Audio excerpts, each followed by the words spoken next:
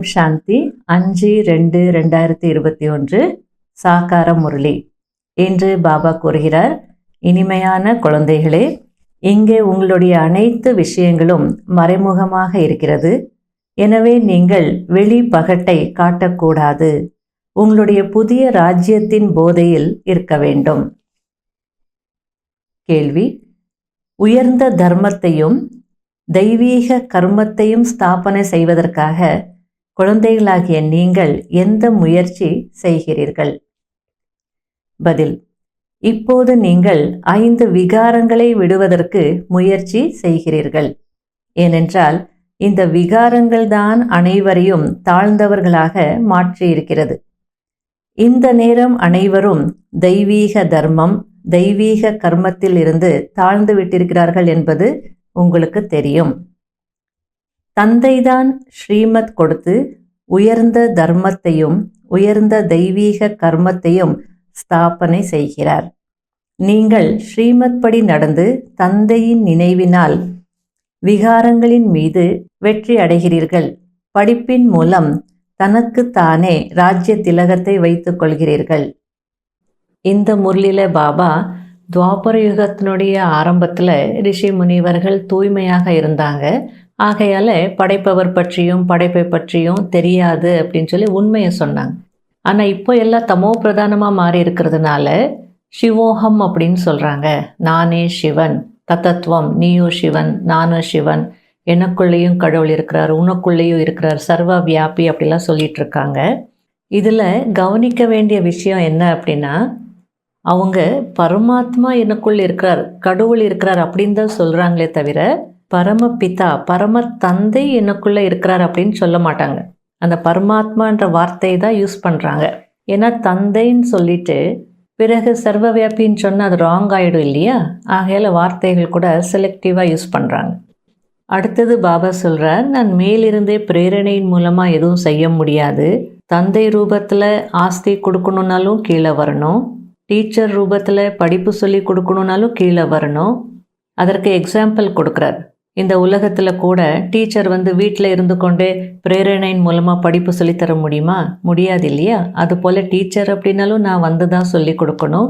அதே நேரத்தில் குருன்னாலும் நான் தான் ஞானம் கொடுத்து கூட்டிகிட்டு போகணும் அல்லது சத்கதி கொடுக்கணும். ஆகையால் மேலே இருந்து நான் எதையும் பிரேரணையின் மூலமாக செய்ய முடியாது. முதல்ல பிரேரணை என்ற வார்த்தையே இல்லை, பிரேரணையின் மூலமாக எதுவும் நடக்காதுன்னு புரிய வைக்கிறார். இப்போ நீங்கள் விகாரமற்றவர்களாக மாறுறீங்க. அதனுடைய பலன் 21 பிறவிகளுக்கு இருக்கும். அதன் பிறகு கூட, அதாவது பக்தி மார்க்கத்தில் கூட தேவதைகளுக்கு கோவில் கட்டி பூஜை செய்து கொண்டே இருப்பாங்க அப்படின்னு புரிய வைக்கிறார். இந்த விகாரமற்ற நிலைக்கு அவ்வளவு மகிமை இருக்கிறதுன்னு புரிய வைக்கிறார். அடுத்தது வரதானத்தில் பாபா ரொம்ப அழகாக புரிய வைக்கிறார். சங்கம யுகத்தினுடைய விசேஷ வரதானம் அல்லது பிராமண வாழ்க்கையினுடைய விசேஷ தன்மையே அத்தீந்திரிய சுகம். இந்த அத்தீந்திரிய சுகத்தை இப்போதான் நம்ம அனுபவம் செய்ய முடியும், வேற எந்த யுகத்திலையும் செய்ய முடியாது. அதனால திரிகாலதர்ஷி நிலையில இருங்க. 3 காலங்களையும் உணர்ந்த நிலையில இருந்து மாயையினுடைய யுத்தத்தில் இருந்து பாதுகாப்பாக இருங்க, சேஃபாக இருங்க. அப்போதான் அத்தீந்திரிய சுகத்தை அனுபவம் செய்ய முடியும். ஒருவேளை அடிக்கடி மாயையோடு யுத்தம் நடந்து கொண்டே இருக்கு அப்படின்னா நீங்கள் விரும்பினாலும் அத்தீந்திரிய சுகத்தை அனுபவம் செய்ய முடியாது. முரளியின் பாடல்: உங்களை அடைந்த நாங்கள் உலகத்தையே அடைந்து விட்டோம். ஓம் சாந்தி. இனிமையிலும் இனிமையான ஆன்மீக குழந்தைகள், இந்த பாடலை கேட்டீர்கள். இறைவனை தந்தை அல்லது அப்பா என்று ஆன்மீக குழந்தைகளாகிய நீங்கள் தான் சொல்கிறீர்கள். இந்த எல்லையற்ற தந்தை எல்லையற்ற சுகத்தை கொடுக்கக்கூடியவர். அதாவது அவர் அனைவருக்கும் தந்தையாக இருக்கிறார் என்பதை குழந்தைகள் அறிந்திருக்கிறீர்கள். அவரை எல்லையற்ற குழந்தைகள் ஆத்மாக்கள் அனைவரும் நினைவு செய்து கொண்டே இருக்கிறார்கள். ஏதாவது ஒரு விதத்தில் நினைவு செய்கிறார்கள்.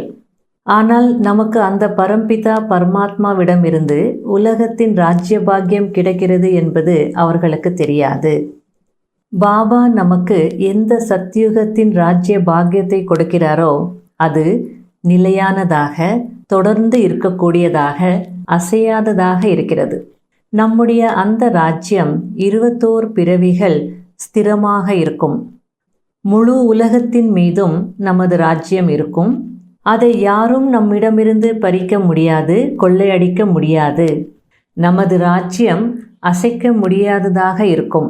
ஏனென்றால் அங்கே ஒரு தர்மம் மட்டுமே இருக்கும், வேற்றுமையே இல்லை. அது அத்வைத்த ராஜ்யம். குழந்தைகள் எப்போது பாடலை கேட்டாலும் தனது ராஜ்யத்தின் போதை வர வேண்டும். இப்படிப்பட்ட பாடல்கள் வீட்டில் இருக்க வேண்டும். உங்களுடைய அனைத்து விஷயங்களும் மறைமுகமாக இருக்கிறது. பெரிய மனிதர்களுக்கு மிகுந்த ஆடம்பரம், பகட்டு எல்லாமே இருக்கும். உங்களிடம் எந்த பகட்டும் இல்லை, எந்த ஷோவும் இல்லை. பாபா யாருக்குள் பிரவேசமாகி இருக்கிறாரோ அவரும் எவ்வளவு சாதாரணமாக இருக்கிறார் என்பதை பார்க்கிறீர்கள். இங்கே ஒவ்வொரு மனிதரும் தவறான சீச்சி காரியங்களையே செய்கிறார்கள். எனவே புத்தியற்றவர்கள் என்று சொல்லப்படுகிறார்கள். புத்திக்கு முற்றிலும் பூட்டு போடப்பட்டிருக்கிறது. நீங்கள் எவ்வளவு புத்திசாலிகளாக இருக்கிறீர்கள். உலகத்திற்கே அதிபதிகளாக இருந்தீர்கள். இப்போது மாயா எவ்வளவு புத்தியற்றவர்களாக மாற்றி இருக்கிறது என்றால் எந்த வேலைக்கும் உதவாதவர்களாக இருக்கிறீர்கள். இறைவனிடம் செல்வதற்கு யாகம், தவம் போன்றவற்றை அதிகம் செய்து கொண்டே இருக்கிறார்கள். ஆனால் எதுவும் கிடைப்பதில்லை. வெறும் கஷ்டப்பட்டு கொண்டே இருக்கிறார்கள். எந்த அளவு மனிதர்கள் தமோ பிரதானமாக மாறுகிறார்களோ அந்த அளவு தீமைகள் நடந்து கொண்டே இருக்கும். ரிஷி முனிவர்கள் யாருக்கு புகழ் இருக்கிறதோ அவர்கள் தூய்மையாக இருந்தார்கள். படைப்பவர் மற்றும் படைப்பை பற்றி தெரியாது என்று சொன்னார்கள். இப்போது தமோ பிரதானமாகிவிட்டதால் சிவோகம், அதாவது நானே சிவன் என்று சொல்கிறார்கள். தத்தத்துவம், நீயும் சிவன், சர்வ வியாபி, எனக்குள்ளும் இருக்கிறார், கடவுள் உனக்குள்ளும் இருக்கிறார் என்று சொல்கிறார்கள். சர்வ வியாபி என்று சொல்லும் பொழுது அவர்கள் எனக்குள் பரமாத்மா இருக்கிறார் என்றுதான் சொல்கிறார்கள். பரமத்தந்தை என்று ஒருபோதும் சொல்வதில்லை. பரமத்தந்தை என்று சொன்னால் பிறகு அவரை சர்வவியாபி என்று சொல்வது தவறாகி விடுகிறது. ஆகையால் ஈஸ்வரா அல்லது பரமாத்மா என்று சொல்கிறார்கள். அப்பா என்ற வார்த்தை புத்தியில் வருவதில்லை. ஒருவேளை பரமத்தந்தை என்று உணர்ந்தால் புத்தி ஒரேயடியாக பிரகாசிக்க வேண்டும். தந்தை சொர்க்கத்தின் ஆஸ்தி கொடுக்கிறார். அவர் ஹெவன்லி காட் ஃபாதராக இருக்கிறார். பிறகு நாம் ஏன் நரகத்தில் இருக்கிறோம்? இப்படியெல்லாம் மனிதர்கள் சிந்திப்பதே இல்லை.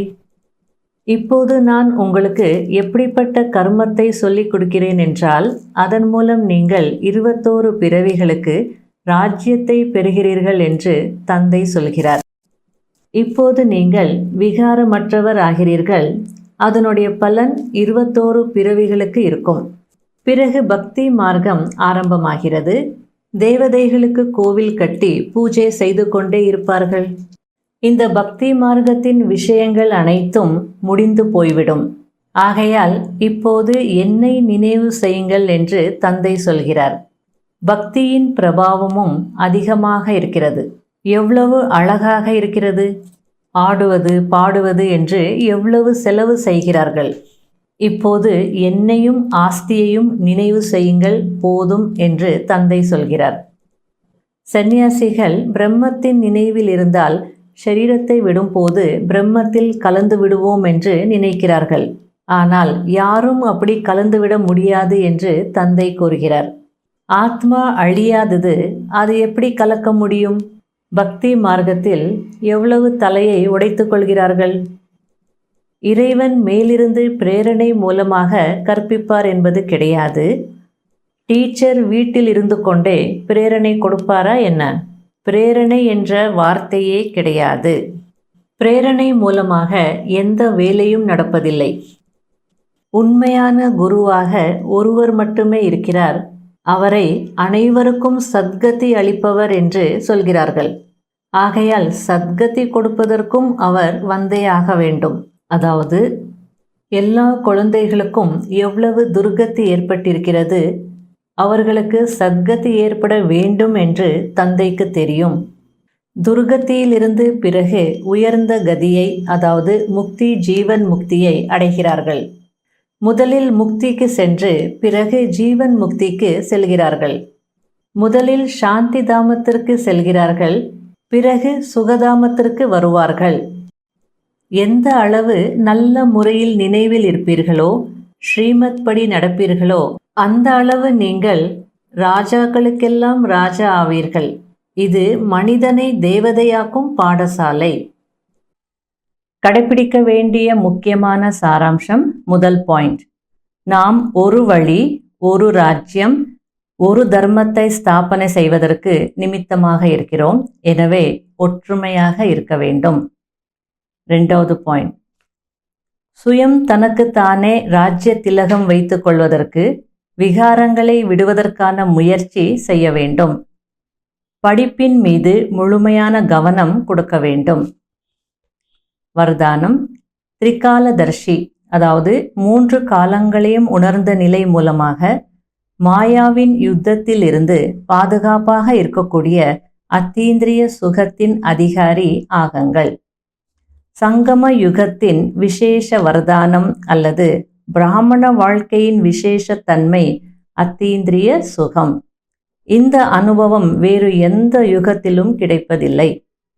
ஆனால் இந்த சுகத்தின் அனுபவம் செய்வதற்கு திரிகாலதர்ஷி, அதாவது 3 காலங்களையும் உணர்ந்த நிலையின் மூலமாக மாயாவின் யுத்தத்தில் இருந்து பாதுகாப்பாக இருங்கள்.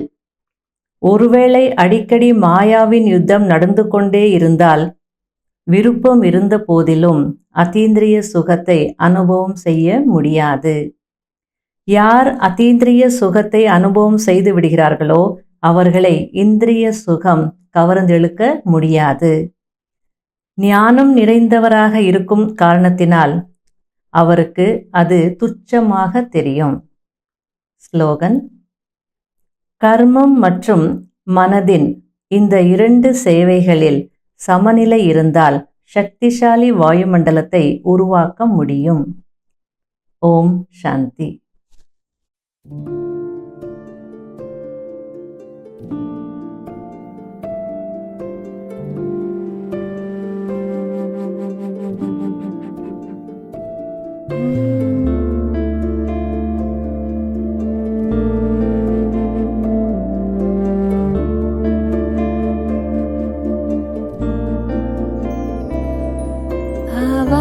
से परे मधुर साज से भरे अंदाज में बुलाए बाबा पुकार के बच्चिया।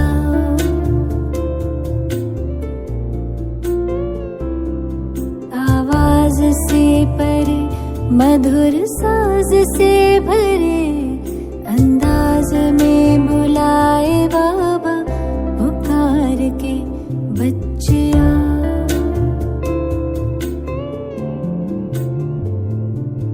सितारों से दूर सितारों का जहां रहता परम सितारा बेहद सुकून वहां।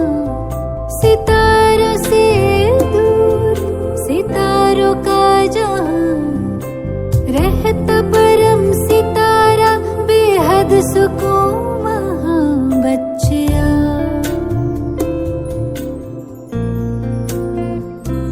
बच्चिया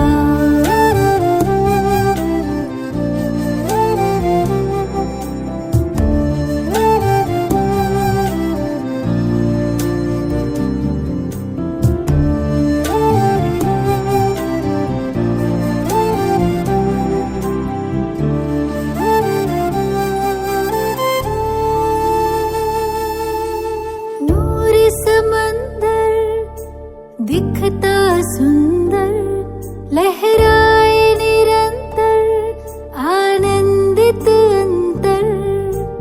मौजों की मौज लेने का है समय। वो प्रेम डोर से खींचे वहाँ जी भर निहार के लिए पंख प्यार के हम उड़ चले। आवाज से परे मधुर साज से भरे अंदाज में बुला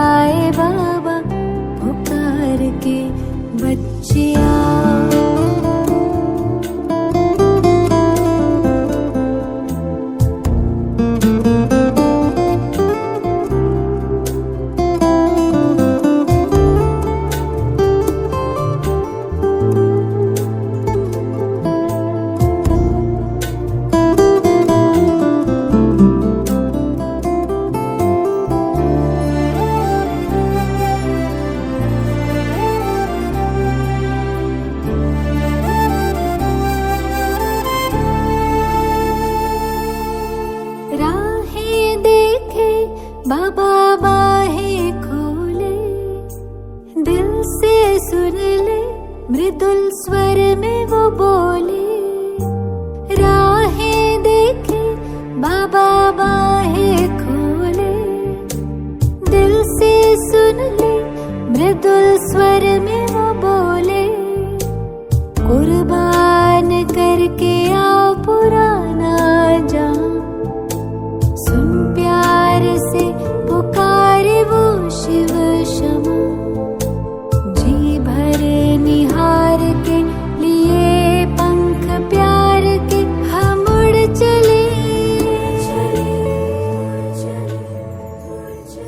आवाज से परे, मधुर साज से भरे, अंदाज में बुलाए बाबा पुकार के बच्चिया।